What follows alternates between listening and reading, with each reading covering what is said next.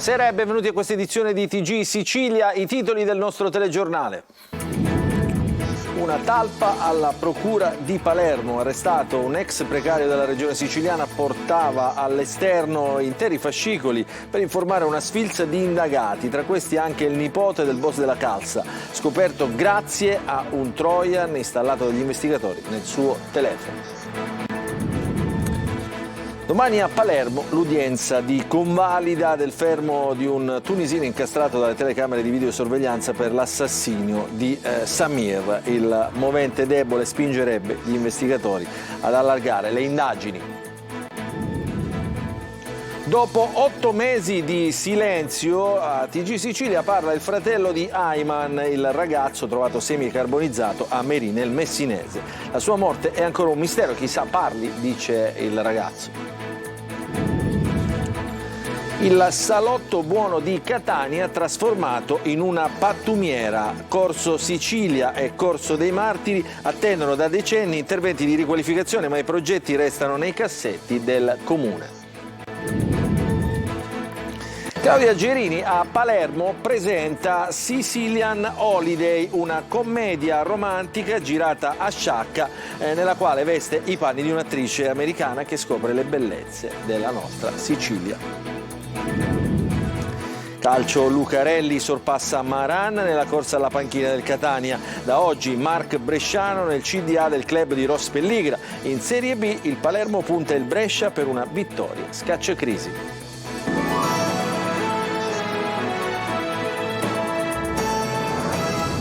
Ancora buonasera, ben trovati a questa nuova edizione di TG Sicilia della sera. Una talpa alla procura di Palermo, un commesso giudiziario è stato arrestato dalla polizia, avrebbe fotografato i fascicoli di indagine in corso durante il trasferimento da una stanza all'altra per farli avere poi anche agli indagati per mafia. Ce ne parla Manlio Viola.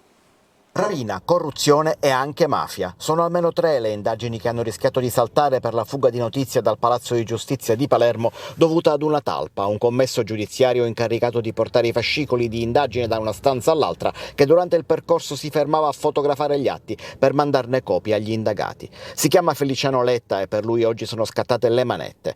Ex precario della regione siciliana trasferito in procura e genero dell'imprenditore Vincenzo Passantino, titolare di una ditta di trasporti sottoposta a interdittiva antimafia, il sabato, giorno di riposo a Palazzo di Giustizia, lavorava per l'azienda di famiglia. Avrebbe sottratto e fatto avere ai familiari del boss della Calza, Luigi Abbate, detto Gino Umitra, un hard disk con informazioni su indagini in corso proprio per mafia. Ad incastrarlo sarebbe stato un virus Trojan che la polizia è riuscita a installare nel suo telefonino. I sospetti su di lui iniziano quando 2 indagati per una rapina, parlando fra di loro, lo nominano poco prima di cambiare le SIM dei telefonini. Scatta l'inchiesta e la polizia installa il Trojan nel telefono del commesso e così intercetta le foto fatte ai fascicoli e mandate in giro per Palermo. Un secondo episodio di favoreggiamento riguarda un indagato per corruzione e falso che verrà informato delle intercettazioni in corso a suo carico e persino della proroga delle indagini di cui ancora non dovrebbe essere a conoscenza. Poi c'è l'inchiesta per mafia, una vera e propria doppia vita, quella del commesso secondo la DDA che ha condotto le indagini affidate alla polizia. Ma l'operazione è tutt'altro che finita, dice il procuratore di Palermo Maurizio De Lucia fra le righe nel confermare l'arresto. In giornata numerose perquisizioni e quasi certamente emergeranno nei prossimi giorni altri episodi e altre fughe di notizie. Restiamo sempre a Palermo perché adesso ci occupiamo dell'omicidio del cameriere algerino. Il presunto killer nega di aver ucciso Samir. Domani l'udienza di convalida del fermo, oscuro appare ancora il movente. Adelaide Barbagallo. È stata fissata per domani l'udienza di convalida del fermo di Ali El Abdel Baghera, il cameriere tunisino accusato di aver ucciso con 3 colpi di pistola in via Roma a Palermo la notte tra venerdì e sabato il cameriere algerino Badr Samir Bougemai. L'uomo nega però ogni suo coinvolgimento. Con quel delitto non c'entro nulla, non mi rovino la vita per un cliente in più e in meno, ha detto durante l'interrogatorio davanti al PM Vincenzo Amico e ai carabinieri. Sono stato al locale dalle 11:30 del mattino e non mi sono sono mai allontanato, ha detto Baghera davanti al suo avvocato. Lavoro da mio cugino, come previsto dal tribunale. Alle 23:45 mi sono diretto verso casa, nella vicina via Benedetto Gravina, ospite di mia cugina e del marito. Il tunisino, che era arrivato a Lampedusa con un barcone, aveva subito una condanna per l'incendio di materassi e suppellettili nel centro di accoglienza dell'isola. Per buona condotta era stato successivamente scarcerato e messo in prova. A mezzanotte, come stabilito dal tribunale, doveva rientrare a casa. Eppure ci sarebbero le telecamere della zona in cui è avvenuto il delitto che lo inchioderebbero, ma lui nega di aver ucciso Samir. Nel corso dell'interrogatorio ha ammesso di conoscere il cameriere algerino, ma ha aggiunto di non aver mai avuto screzi con lui. Un delitto dal movente tuttora poco chiaro. Intanto sono stati depositati i verbali di alcuni oggetti sequestrati al presunto assassino, elementi anche questi preziosi alle indagini. Un uomo di 39 anni, originario di Tortorici, in provincia di Messina, è stato ferito con diverse coltellate a Mascali, nel Catanese. L'aggressione è avvenuta in un Luna Park che era stato allestito per una festa patronale. L'uomo è stato trasportato all'ospedale Cannizzaro di Catania, dove è stato sottoposto a un intervento chirurgico per le ferite riportate in più parti del corpo, ma non sarebbe in pericolo di vita. Adesso ci spostiamo nel Messinese perché parla il fratello di Ayman Serti, il giovane marocchino trovato carbonizzato il 16 febbraio scorso a Meri, proprio in provincia di Messina. Sono trascorsi 8 mesi e la famiglia chiede di conoscere la verità, non credendo all'ipotesi del suicidio. Ci racconta tutto Francesco Triolo. Tanto un ragazzo come Ayman non credo che si suicidi. 8 mesi di silenzio, 8 mesi in cerca di verità. La famiglia di Ayman Serti, il sedicenne marocchino che lo scorso 16 febbraio è stato trovato semicarbonizzato nel grande parcheggio di Piazza Italia 90 a Meri, paese tra Barcellona e Milazzo, nel Messinese, non crede all'ipotesi del suicidio. La famiglia di Ayman adesso ha deciso di cambiare avvocato e chiede che venga fatta luce sulla sua morte. Vogliamo noi giustamente la giustizia, sapere la verità, in qualsiasi modo vogliamo cercare la verità. Il fascicolo d'inchiesta aperto in procura a Barcellona in un primo momento ipotizzava il reato di omicidio, quindi è stato trasformato in istigazione al suicidio, ma Ayman è morto lasciando tanti dubbi e punti interrogativi. Perché? Come? Cosa è accaduto da quando il ragazzo è uscito da casa per andare ad acquistare delle pizze? Secondo la ricostruzione degli inquirenti, quella sera Ayman, dopo aver ordinato le pizze, sarebbe andato dall'unico benzinaio del paese e avrebbe acquistato €1 di benzina. E poi la tragedia, una ricostruzione alla quale la famiglia non crede. La prima cosa aveva solo 16 anni. La seconda cosa era un ragazzo pauroso, hai capito? Dormiva vicino a mia madre e quel giorno lo stesso è andato a prendere pizze.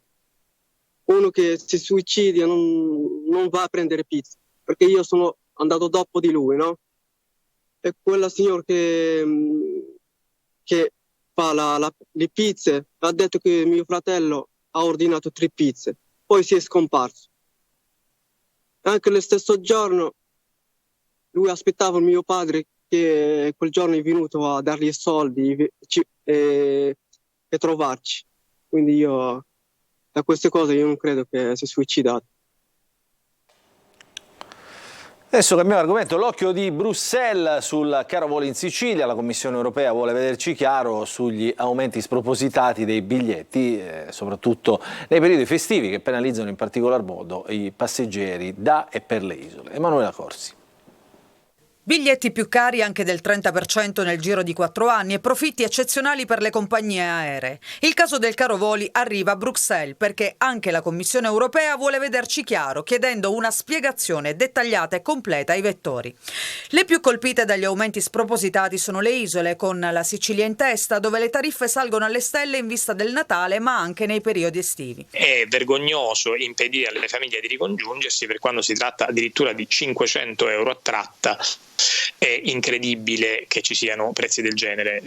Personalmente però questo mi è capitato anche fuori dal periodo di Natale, mi è capitato delle volte di dover rientrare per ragioni di lavoro, di incontri politici eccetera, o di incontri con i cittadini, e spendere una volta €591 per un biglietto.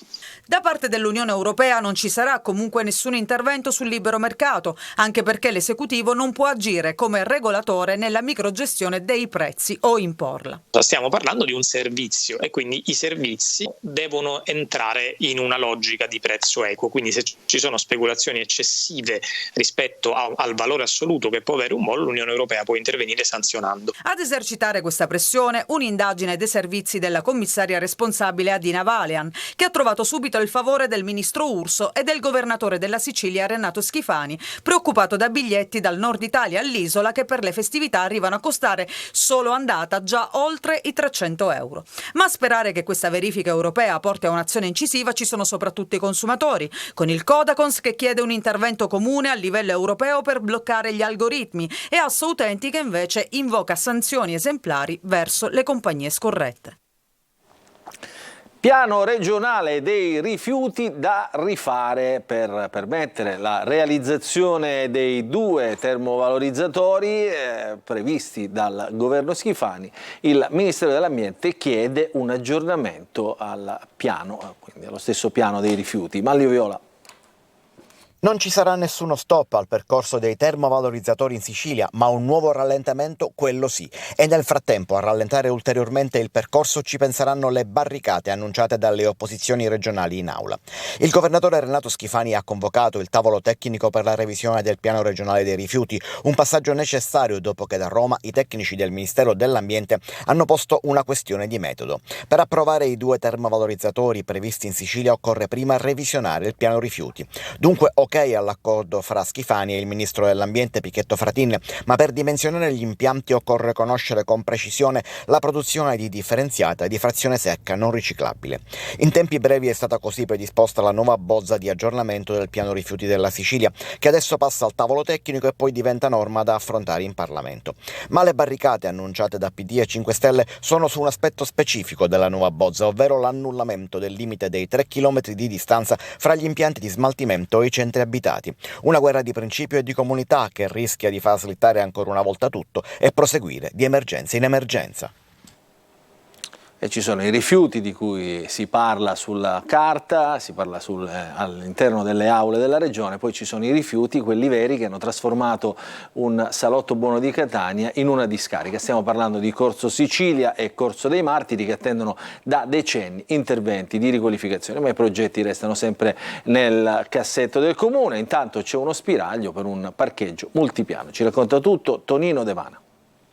Siamo in pieno centro storico a Catania, alle spalle abbiamo il Corso Sicilia e quello che vedete è un marciapiede, o sembrerebbe tale perché praticamente è impossibile percorrerlo. Guardate quello che c'è a terra, rifiuti di ogni genere, scarti edili, gomme, vetro e l'immancabile Eternit. Il salotto buono di Catania trasformato in pattumiera, di giorno affollato anche grazie alla fiera e di sera, senza controllo, con episodi di microcriminalità che non lasciano dormire sonni tranquilli. Sono tante le segnalazioni alle forze dell'ordine e alla nostra linea di WhatsApp al numero 342 74 55 005 provenienti da Corso Sicilia e Corso dei Martiri, che da anni attendono progetti di riqualificazione. Un'operazione rilancio che passa di amministrazione in amministrazione, di sindaco in sindaco, con la speranza sempre che sia la volta buona. Nel frattempo il centro storico è quasi un dormitorio a cielo aperto e al calar della sera la sicurezza è un optional. La mattina spesso e volentieri mi sveglio con spazzatura davanti alla vetrina, gente che mi dorme accanto, coperte, robe varie. C'è tanta gente che è anche spaventata, molti mi capitano che entrano dentro il negozio per paura. Ah, la borsa è quello, mi hanno rubato quell'altro, entrano, hanno paura e li devo chiudere dentro. Sono stato anche un po' di mesi fa, qualche annetto fa, aggredito io con una persona, che c'è una denuncia anche fatta di un lancio di un bottiere di vetro e quant'altro, perciò non ne possiamo più, veramente, siamo proprio esausti di queste cose qua. Sotto i portici di Corso Sicilia il degrado è sotto gli occhi di tutti, si gettano i rifiuti e si bivacca. Poco più avanti le fosse di Corso dei Martiri attendono che dai cassetti di Palazzo degli Elefanti si tirino fuori i progetti esecutivi e intanto ospitano senza tetto che trovano alloggi di fortuna scavalcando le recinzioni. Da queste parti dovrebbe sorgere un parcheggio multipiano che potrà ospitare 350 auto. L'ultima parola spetterà al comune, che a sua volta attende i privati. Il 2024 potrebbe essere la volta buona. Adesso cambiamo decisamente argomento, parliamo di Sicilian Holiday, un sogno fatto in Sicilia. È una commedia romantica che esalta le bellezze della nostra terra. Nel cast anche Claudia Gerini, per noi l'ha incontrata Marco Gulla. È stato presentato questa mattina all'Assemblea regionale siciliana Sicilian Holiday, un sogno fatto in Sicilia, una commedia romantica ambientata appunto nella nostra terra e in particolare a Sciacca e che racconta la storia di Mia, una giovane attrice dal passato tormentato che si innamora di Nino, uno scultore di Sciacca ricco solo del suo talento. Protetta dal senso di comunità del piccolo borgo siciliano, dalla bellezza dei luoghi e della gente, Mia subisce una trasformazione che la cambierà per sempre. Fa parte del cast anche Claudia Gerini, oggi a Palermo per la presentazione della commedia. Nel film lei è Francesca. È una ex showgirl che ha lasciato un po' la sua carriera per le figlie e per sposare questo imprenditore siciliano che però l'ha portata a Londra. Per 20 anni vivono a Londra e adesso quindi è un ritorno inizialmente travestito da esperienza diversa, in realtà poi vedremo che c'è dietro la storia di questo marito un'esigenza proprio di tornare qui e di riprendersi quello che non hanno più coltivato, quello che hanno forse dimenticato vivendo fuori. Il film è un omaggio alla Sicilia. Vuole proprio esaltare l'autenticità e la bellezza e la ricchezza che abbiamo qua in Sicilia e quindi siamo felici di presentarlo e speriamo in futuro, già abbiamo altre idee di sviluppare altri progetti cinematografici perché poi il cinema riesce veramente a portare una visione e nel mondo quello che abbiamo qua, che non è stato raccontato. Adesso ci fermiamo per una piccola pausa pubblicitaria e poi ritorneremo per parlare di calcio.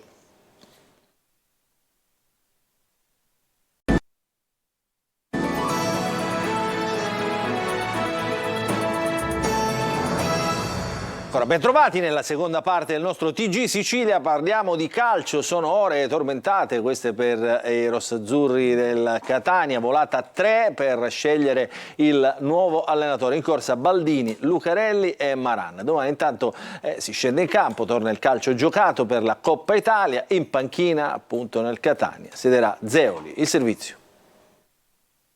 Baldini, Lucarelli, Maran, in rigoroso ordine alfabetico perché le quotazioni dell'uno o dell'altro salgono e scendono tipo montagne russe. Sono ore concitate e febbrili in casa Catania con la dirigenza etnea a caccia del successore di Tabiani, silurato insieme al suo staff tecnico e al DS Laneri dopo la sconfitta di Potenza, la quinta in 12 partite, forse la più deludente dal punto di vista del gioco e del carattere. 3 ex in corsa per la panchina rossazzurra, tutti conoscono bene la piazza e sanno a cosa andranno incontro in termini di critica ed in termini di passione e pressione. Maran, prima di liberarsi, dovrà risolvere alcune pendenze economiche con il Pisa. Dopo l'esperienza di Terni, invece, Lucarelli può accasarsi in Serie C grazie ad una nuova regola che consente agli allenatori esonerati in B entro il 20 dicembre di poter trovare una nuova collocazione. Sono in attesa di una chiamata anche Ajeti e Javorcic. E poi c'è il nodo DS. Se dovesse arrivare Baldini, la scelta potrebbe ricadere su Castagnini, altro ex rossa azzurro,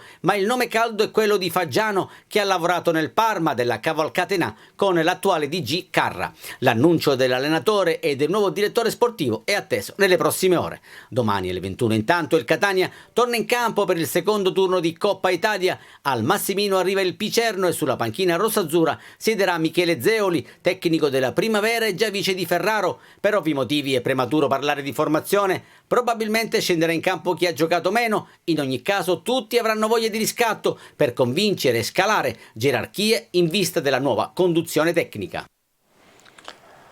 E la società Catania Football Club ha integrato, notizia di pochi minuti fa, nel proprio consiglio d'amministrazione il nuovo consigliere Marc Bresciano. La visione di Marc, uomo di grande esperienza internazionale nell'ambito calcistico e imprenditoriale, ha spiegato il vicepresidente e amministratore delegato Vincenzo Grella, consente al Catania di crescere ed è motivo di entusiasmo. Il nuovo consiglio d'amministrazione del Catania dunque è composto dal presidente presidente Rosario Pelligra, dal vicepresidente e amministratore delegato Vincenzo Grella e dal nuovo consigliere appunto Marc Bresciano. Adesso ci spostiamo a Palermo perché vigilia di match per i rosanero che domani al Barbera sfideranno il Brescia nel recupero della seconda giornata di campionato. Corini adesso è a un bivio dopo 2 sconfitte consecutive. Marco Ulla. Eugenio Corini non rischia la panchina, ma già a partire dalla gara interna di domani contro il Brescia deve invertire il trend degli ultimi 270 minuti. In 3 partite un solo punto e per lo più al Barbera i rosanero continuano a fare male. Ecco perché il recupero della seconda giornata contro il Brescia in programma alle 18:30 di domani diviene già uno step fondamentale per la compagine rosanero. Si è fatto male intanto Di Francesco, l'ex Lecce ha rimediato una lesione di primo grado al soleo della gamba destra. Il calciatore ha già iniziato la fisioterapia per cercare di recuperare nel più breve tempo possibile, ma tornerà dopo la sosta di campionato.